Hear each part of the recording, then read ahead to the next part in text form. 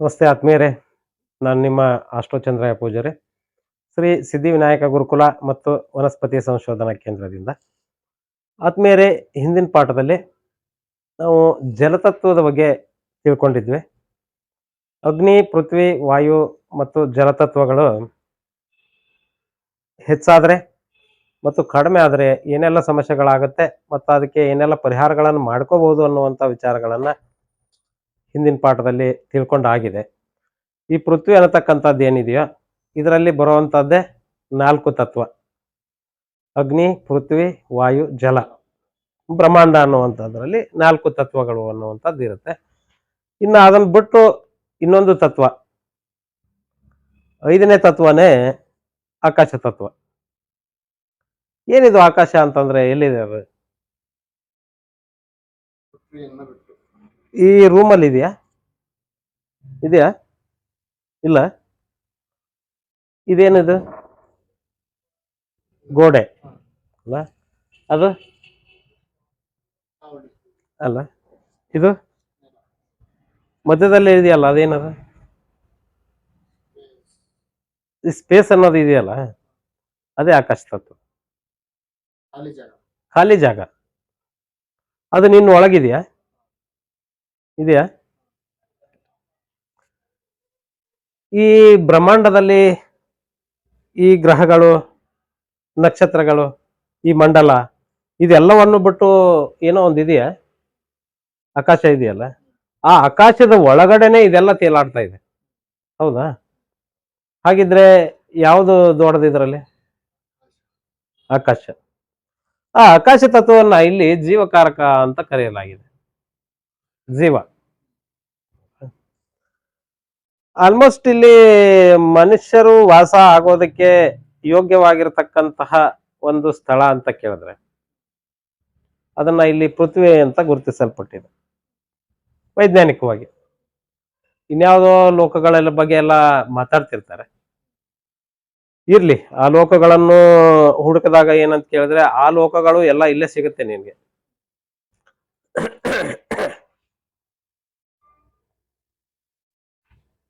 ಆ ಲೋಕಗಳು ಇಲ್ಲೇ ಸಿಗುತ್ತೆ ನಿನ್ಗೆ. ಯಾಕಂದ್ರೆ ಕೈಲಾಸ ಅನ್ನುವಂತ ವಿಚಾರಕ್ಕೆ ಹೋದಾಗ ಕೈಲಾಸ ಪರ್ವತ, ಅದರಲ್ಲಿ ನಿಗೂಢ ರಹಸ್ಯ ಅನ್ನತಕ್ಕಂಥದ್ದಿದೆ. ಹೌದಾ? ಇನ್ನೂವರೆಗೂ ಅದರ ಮೇಲೆ ಮೇಲೆ ಹೋಗಕ್ಕೆ ಯಾರ ಕೈಯಿಂದನೂ ಆಗ್ಲಿಲ್ಲ ಅನ್ನುವಂಥ ವಿಚಾರ ಕಂಡು ಬರುತ್ತೆ. ಹೋದವರು ವಾಪಸ್ ಬರ್ಲಿಲ್ಲ ಅನ್ನುವಂಥದ್ದು ಕಂಡು ಬರುತ್ತೆ. ಹೋದವರು ವಾಪಸ್ ಬರಕ್ ಇಷ್ಟಪಡಲ್ಲ ಅನ್ನುವಂಥದ್ದು ಕಂಡು. ಯಾಕಂದ್ರೆ ಆ ವಾತಾವರಣಕ್ಕೆ ಹೊಂದಿಕೊಳ್ಳೋದೇ ಅಷ್ಟು ಒಂದು ಸಣ್ಣ ವಿಚಾರ ಅಲ್ಲ. ಯಾಕಂದ್ರೆ ಅದೊಂದು ಎನರ್ಜಿ ಪಾಯಿಂಟ್. ಇಲ್ಲಿ ಶಿವ ಅಂತಂದ್ರೇನೆ ಒಂದು ಶಕ್ತಿಯ ಕೇಂದ್ರ ಅಂತ ಹೇಳಿದೆ ನಾನು. ಹೇಗೆ ಎಲೆಕ್ಟ್ರಿಕಲ್ ವಿದ್ಯುತ್ ಇದೆಯೋ, ಆ ವಿದ್ಯುತ್ತಿನಲ್ಲಿ ಫೇಸ್ ಹೇಗಿದೆಯೋ ಹಾಗೆ ಶಿವ ಅನ್ನುವಂತ ಒಂದು ಸ್ಥಳ ಅದು. ಅದೇ ಕೈಲಾಸ ಪರ್ವತ. ಅಲ್ಲಿರುವಂತ ಎನರ್ಜಿ ಇದೆಯಲ್ಲ, ಆ ಎನರ್ಜಿ ಬ್ಯಾಲೆನ್ಸ್ ಮಾಡೋ ತಾಕತ್ತು ಯಾರಿಗಿದೆಯೋ ಅವ್ರು ಮಾತ್ರ ಅಲ್ಲಿಗೆ ಹೋಗಿ.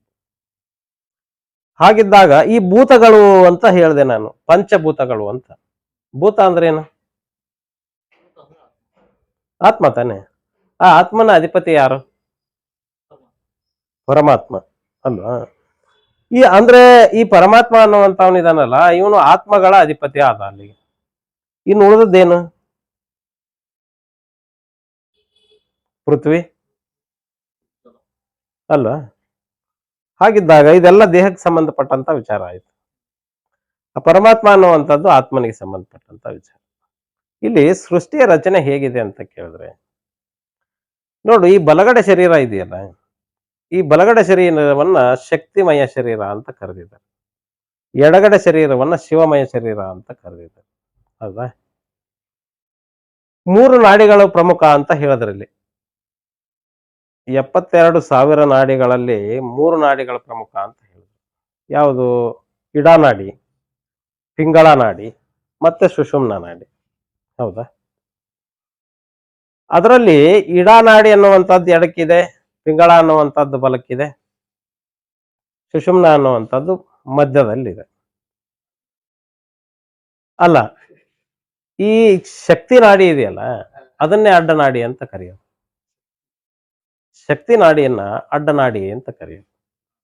ಆದ್ರೆ ಶಿವನಾಡಿ ಇದೆಯಲ್ಲ, ಇದರಲ್ಲಿ ಏನೋ ಇದೆ. ಏನೋ ಇದೆ ಅದರಲ್ಲಿ. ಅದನ್ನ ತಗೊಂಡು ಈ ಶಕ್ತಿ ನಾಡಿ ಮುಂದಕ್ಕೆ ಹೋಗ್ಬೇಕಾಗಿದೆ.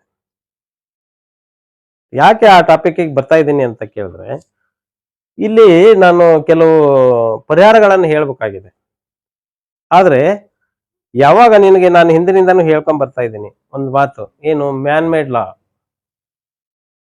ನೆಕ್ಸ್ಟ್ ನೆಕ್ಸ್ಟ್ ಬರೋದೇನು, ನ್ಯಾಚುರಲ್ ಲಾ. ಈ ಮ್ಯಾನ್ ಮೇಡ್ ಲಾಗು ಮತ್ತೆ ನ್ಯಾಚುರಲ್ ಲಾಗು ಎರಡು ಅಪೋಸಿಟ್ ಡೈರೆಕ್ಷನ್ ಇದೆ. ಹೌದಾ? ಈಗ ಒಬ್ಬ ಮನುಷ್ಯ ಹುಟ್ಟಬೇಕು ಅಂತ ಕೇಳಿದ್ರೆ, ಒಂದು ಪ್ರಾಣಿಯ ಜನನ ಆಗ್ಬೇಕು ಅಂತ ಕೇಳಿದ್ರೆ ಅದು ತಲೆ ತೆಳಗಾಗಿ ಹುಟ್ಟುತ್ತೆ. ಯೋನಿಜ ಅಂತಂದ್ರೆ ಯೋನಿಯಿಂದ ಜನನ ಆಗ್ತಾ ಇರತಕ್ಕಂತಹ ಯಾವ ಪ್ರಾಣಿ ಆದ್ರೂ ಕೂಡ ತಲೆ ತೆಳಗಾಗಿ ಹುಟ್ಟುತ್ತೆ. ಇದು ಒಂದು ಪಾರ್ಟ್ ಆಯ್ತು. ಇದು ಅಂದ್ರೆ ತಲೆ ತೆಳಗಾಗಿ ಹುಟ್ಟಿದೆ ಅದು. ಹೌದಾ? ಅಂದ್ರೆ ಕೆಳಮುಖವಾಗಿ ಬಂದಿರತಕ್ಕಂಥದ್ದು. ಇನ್ನೊಂದು, ಒಂದು ವೃಕ್ಷ ಇದೆ, ಒಂದು ಬೀಜನ ನೀನ್ ನೆಲಕ್ಕೆ ಹಾಕ್ತೀಯ, ಬೇರು ಕೆಳಕ್ಕೆ ಹೋಗುತ್ತೆ, ಮತ್ತೆ ಅದು ಮೇಲಕ್ಕೆ ಹೋಗುತ್ತೆ. ಅದು ನ್ಯಾಚುರಲ್.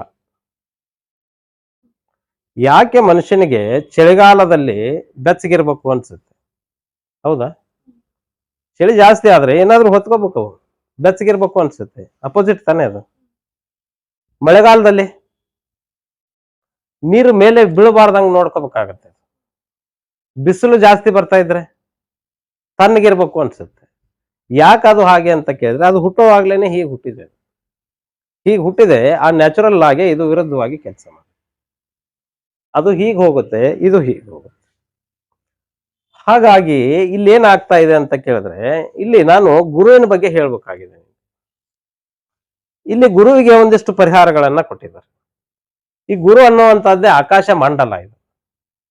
ಈ ನೀನು ಬ್ರಹ್ಮಾಂಡ ಅಂತ ಇದನ್ನ ಏನ್ ಹೇಳ್ತಾ ಇದ್ದೀವೋ, ಇದೆಲ್ಲವೂ ಅದರ ಒಳಗಡೆ ಸೇರ್ಕೊಂಡ್ಬಿಟ್ಟಿದೆ. ಇನ್ನೂ ಅನೇಕ ಸೌರಮಂಡಲಗಳು ಇದೆ ಅಂತ ಹೇಳ್ತಾರೆ. ಯಾವುದರಲ್ಲಿ? ಬ್ರಹ್ಮಾಂಡದಲ್ಲಿ ನಿನ್ನ ಸೌರಮಂಡಲಗಳಿದೆಯಲ್ಲ, ಇಂಥ ಸೌರಮಂಡಲಗಳು ಅನೇಕ ಇದೆ ಅಂತ ಹೇಳ್ತಾರೆ. ಅದೇ ಬೇರೆ ಬೇರೆ ಲೋಕಗಳು ಅಂತ ಹೇಳುವಂಥದ್ದು ಕೂಡ ಇದೆ. ಇಲ್ಲಿ ಯಾವಾಗ ಆಕಾಶ ತತ್ವ ಜಾಸ್ತಿ ಆಗತ್ತೆ,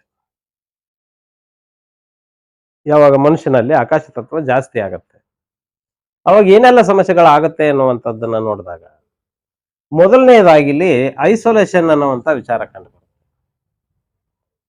ಸೋಷಿಯಲ್ ಐಸೋಲೇಷನ್, ಪ್ರತ್ಯೇಕತೆ. ಇಲ್ಲಿ ಭೂಮಿ ಮೇಲೆ ಇರೋದು ಎಷ್ಟು ತತ್ವ ಆಯ್ತು? ಅಗ್ನಿ ಆಯ್ತಾ, ಪೃಥ್ವಿ ಆಯ್ತಾ, ವಾಯು ಆಯ್ತಾ, ಜಲ ಆಯ್ತು, ಆಕಾಶ ಅಲ್ಲ. ಬಿಡ್ಬೇಕು ತಾನೇ ಅದು. ಬಿಟ್ರೆ ಆಕಾಶ ಆಗತ್ತಾ? ಹಿಡ್ಕೊಂಡ್ರೆ ಆಕಾಶ ಆಗತ್ತಾ? ಇದನ್ನ ನೀನ್ ಗೋಡೆ ಅಂತ ಕರೆದಿದ್ಯಾ, ಇದು ಭೂಮಿಗೆ ಟಚ್ ಆಗಿದೆ. ಅದನ್ನ ಚೆತ್ತು ಅಂತ ಕರೆದೆ, ಅದು ಈ ಭೂಮಿಗೆ ಟಚ್ ಆಗಿದೆ. ಹೌದಾ? ಇದನ್ನ ಮಂಚ ಅಂತ ಕರೆದಿದ್ಯಾ, ಅದು ಭೂಮಿಗೆ ಟಚ್ ಆಗಿದೆ. ಇದು ಬೋಲ್ಡ್ ನಾನು ಈ ಭೂಮಿ ಮೇಲೆ ಇಟ್ಟಿದ್ದೀನಿ ನಾನು ಇದನ್ನ, ಇಲ್ಲ ಅಂದ್ರೆ ಈ ಗೋಡೆಗೆ ಫಿಕ್ಸ್ ಮಾಡ್ತೀನಿ ನಾನು. ಇದೆಲ್ಲವೂ ಪೃಥ್ವಿನಲ್ಲೇ ಇದ್ದದ್ದಾಯ್ತು ನಿನ್ಗೆ. ಹೌದಾ? ಈ ಆಕಾಶ ಅನ್ನೋದು ಇದೆಯಲ್ಲ, ಅದು ಬಿಡ್ಬೇಕದು. ಅದಕ್ಕೆ ಇಲ್ಲಿ ಪ್ರತ್ಯೇಕತೆ ಅನ್ನುವಂಥದ್ದು ಬಂದಿದ್ದು. ಪ್ರತ್ಯೇಕತೆ. ಈ ಸೋಷಿಯಲ್ ಐಸೋಲೇಷನ್ ಅನ್ನುವಂಥದ್ದು ಬಂತಂದ್ರೆ ಸಾಮಾಜಿಕ ಪ್ರತ್ಯೇಕತೆ. ಸಮಾಜದಿಂದ ವಿರುದ್ಧವಾಗಿರ್ತಾನ ಅವನು. ಯಾಕೆ ವಿರುದ್ಧವಾಗಿರ್ತಾನೆ? ಅವನು ಬಿಡ್ಬೇಕು ತಾನೆ ಅದನ್ನ. ಅದು ಬಿಟ್ಟಾಗ್ತಾನೆ ಅವನನ್ನ ಗುರು ಅಂತ ಕರೆಯೋದು. ಈಗ ನಾನು ಏನಿದ್ದೀನಿ, ನೀನು ಏನಿದೆಯಾ, ನಿನಗೆ ಆಸೆಗಳು ಎಲ್ಲಿದೆ? ಚಂದ್ರನಲ್ಲಿದೆ. ಹೌದಾ? ರಾಹುವಿನಲ್ಲಿದೆ, ಶುಕ್ರನಲ್ಲಿದೆ, ಬುಧನಲ್ಲಿದೆ. ಹೌದಾ? ಶನಿಯಲ್ಲೂ ಕೂಡ ಇದೆ. ರವಿಯಲ್ಲಿ ಇಲ್ವಾ? ಅಲ್ಲೂ ಇದೆ. ಕುಜನಲ್ಲಿಲ್ಲ? ಅಲ್ಲೂ ಇದೆ. ಬಿಡ್ಬೇಕಾದವನು ಉಳ್ದಾನ ಯಾರು? ಗುರು ಒಬ್ಬನೇ. ಆದ್ರೆ ಅವನು ಯಾವಾಗ ಅದಕ್ಕೆ ಅಂಟಿಕೊಂಡಿರ್ತಾನೋ ಅವನಿಗೆ ಅನೇಕ ಸಮಸ್ಯೆಗಳಿದೆ. ಮೈ ತುಂಬ ಕಾಯಿಲೆಗಳು ಬರೋದಕ್ಕೆ ಏನ್ ಕಾರಣ? ಅವನಿಗೆ ಅಂಟಿಕೊಳ್ಳುವುದು. ಅವನು ಅಂಟಿಕೋಬಾರ್ದಾಗಿತ್ತು, ಬಿಡ್ಬೇಕಾಗಿತ್ತು ತಾನೆ. ಬಿಡ್ಲಿಲ್ಲ. ಹಾಗಾಗಿ ಇವನ್ಗೇನ್ ಬಂದಿದೆ ಅಂತ ಕೇಳಿದ್ರೆ ಐಸೋಲೇಷನ್ ಅನ್ನುವಂಥದ್ದು ಬಂದಿದೆ. ನೆಕ್ಸ್ಟ್ ಎರಡನೇದಾಗಿ ಓವರ್ ಸ್ಪಿರಿಚುವಾಲಿಟಿ. ಅವನು ಎಲ್ಲಿಂದ ಬಂದಿದ್ನೋ ಅಲ್ಲಿಗೆ ಹೋಗ್ಬೇಕಾಗಿದೆ. ಎಲ್ಲಿಂದ ಬಂದ? ಸರಿ, ಎಲ್ಲಿಂದ ಸೃಷ್ಟಿ ಆಯ್ತು ನಿಂದು ಪೃಥ್ವಿ? ಅದಕ್ಕಿಂತ ಮೊದಲು ಎಲ್ಲಿತ್ತು? ಮೀನ ಅಂದ್ರೆ ಏನದ?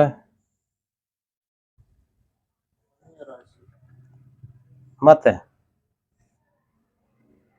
ಮೋಕ್ಷ, ಮತ್ತೆ ಜಲ, ಹೌದಾ? ಸ್ತ್ರೀ, ಸ್ತ್ರೀ ತತ್ವ ತಾನೆ. ರುದ್ರಮಂಡಲ, ಪರಮಾತ್ಮ, ಆತ್ಮ ತಾನೆ ಅದು. ಆತ್ಮ ಎಲ್ಲಿಯವರೆಗೂ ದೇಹದ ಒಳಗಡೆ ಇರುತ್ತೆ ಅಲ್ಲಿವರೆಗೂ ಕೂಡ ಅದಕ್ಕೆ ಸಮಸ್ಯೆ ಇದೆ. ಸಮಸ್ಯೆ ಇದೆಯಾ? ಇಲ್ಲಿ ರೆಮಿಡಿ ಮಾಡ್ಕೋಬೇಕಾದಾಗ ಇದ್ರ ಒಳಗಡೆ ಇದೆಯಲ್ಲ ಅದಕ್ಕೆ ಸಮಸ್ಯೆ ಇದೆ. ಅದು ಅದನ್ನ ಬಿಡ್ಬೇಕಾಗಿದೆ. ಪರ್ಟಿಕ್ಯುಲರ್ ಆಗಿ ಆಕಾಶ ತತ್ವ ಅನ್ನೋದು ಯಾರಿಗೆ ಸಂಬಂಧಪಡುತ್ತೆ? ಯಾರು ಇದನ್ನ ಬಿಟ್ಟಿರ್ತಾರ. ಹೇಳ್ರಿ. ಪರ್ಟಿಕ್ಯುಲರ್ ಆಗಿ ಆಕಾಶ ತತ್ವ ಅನ್ನೋದು ಯಾರಿಗೆ ಸಂಬಂಧಪಡುತ್ತೆ ಅದನ್ನ ಹೇಳಿ ಕೇಳ್ಸಂಗಿಲ್ಲ. ಅಲ್ಲ, ಆಕಾಶ ತತ್ವ ಅನ್ನುವಂಥದ್ದು ಯಾರಿಗೆ ಸಂಬಂಧಪಟ್ಟಿರುತ್ತೆ ಅಂತ ಕೇಳಿದ್ರೆ, ಗುರು ಅನ್ನುವಂಥ ಪದ ಇದೆಯಲ್ಲ, ಅದನ್ನ ನೀನ್ ಏನ್ ಮಾಡಿದೆ ಅನ್ನೋ. ಗುರು ಅಂದ್ರೆ ಏನ್ ಮಾಡ್ತಾನ ಅವನು? ಗುರುಗಳಲ್ಲಿ 3 ಪ್ರಕಾರ ಇದೆ ಇಲ್ಲಿ. ಒಂದು, ನಿನಗೆ ಮೊದಲನೇದು ತಾಯಿ ಗುರು, ಎಲ್ಲವನ್ನು ಹೇಳ್ಕೊಟ್ಟಿದ್ದಾರೆ. ನೆಕ್ಸ್ಟ್ ಸ್ಕೂಲಲ್ಲಿ ಪಾಠ ಹೇಳ್ಕೊಟ್ಟಿದಾರಲ್ಲ, ಅವರು ಕೂಡ ಹೇಳಿದ್ದಾರೆ ನಿನಗೆ. ಇಲ್ಲಿ ಹೇಗೆ ನಡೆಯೋದು ಅನ್ನೋದರಿಂದ ಹಿಡ್ಕೊಂಡು ಹೇಗೆ ಬದುಕೋದು ಅನ್ನೋದನ್ನ ಯಾರು ಹೇಳ್ಕೊಟ್ರು? ತಾಯಿ ಹೇಳ್ಕೊಟ್ರು. ಅಲ್ಲಿ ಏನನ್ನ ತಗೊಂಡು ಮುಂದುವರಿಬೇಕು ಅನ್ನೋದನ್ನ ಹೇಳ್ಕೊಟ್ಟವ್ರು ಯಾರು? ಶಿಕ್ಷಕರು. ಮುಂದಿಂದ ಯಾರು ಹೇಳ್ತಾರೆ ನಿನ್ಗೆ? ಅಲ್ಲಿ ಯಾರು ಹೇಳೋರಿಲ್ಲ. ನೀನ್ ಮಾಡ್ತಾ ಇದೆಯಾ, ಅನೇಕ ಸಮಸ್ಯೆಗಳನ್ನ ಎದುರಿಸ್ತಾ ಇದೆಯಾ, ಎದುರಿಸಿದ ಮೇಲೆ ಇನ್ನೇನೋ ಇದೆ ಇಲ್ಲಿ, ನಿನಗೆ ಕಾಣದ್ದೇನೋ ಇದೆ. ಅದ್ ನಡೆದಾಗ ನೀನ್ ಯಾರ ಹತ್ರ ಹೋಗ್ತೀಯ? ದೇವ್ರು ಅಂತ ಹೋಗ್ತೀಯ. ಆ ದೇವ್ರು ನಿನ್ ಕಾಣಿಸ್ತಾರ? ಮತ್ತೆ ಅಲ್ಲಿ ಯಾರೋ ಒಬ್ರು ಕೂತಿರ್ತಾರೆ. ಅವ್ರ ಕರ್ತವ್ಯ ಏನಾಗಿದೆ? ದಾರಿ ತೋರಿಸುವುದು. ಗುರು ಅಂದ್ರೆ ದೀಪ, ಗುರು ಅಂದ್ರೆ ಬೆಳಕು, ಗುರು ಅಂದ್ರೆ ದಾರಿ ತೋರಿಸುವವನು. ಈಗ ಯಾರ್ಯಾರು ತೋರಿಸ್ತಾ ಇದ್ದಾರೆ ಕಲಿಯುಗದಲ್ಲಿ?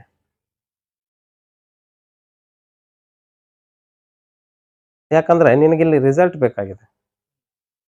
ನಾನು ಯಾಕೆ ಈ ಮಾತನ್ನು ಹೇಳ್ತಾ ಇದ್ದೀನಿ ಅಂದ್ರೆ, ರಿಸಲ್ಟ್ ಬೇಕಾಗಿದೆ ನಿನಗೆ.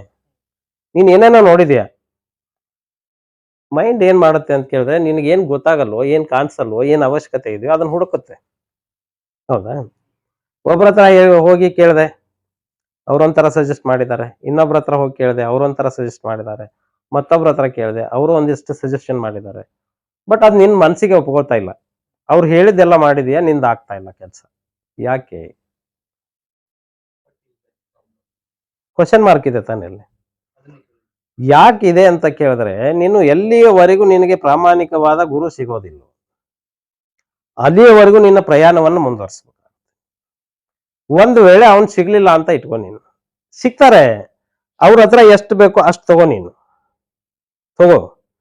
ತಗೊಂಡು ನಿನ್ನೊಳಗೆ ಏನೋ ಒಂದಿದೆ, ನೀನು ಸ್ವತಃ ಪರಮಾತ್ಮನನ್ನೇ ಗುರುವಾಗಿ ತಗೋಬೇಕು. ಕಾರಣ ಏನು ಅಂತ ಹೇಳ್ದ ನಿನ್ಗೆ.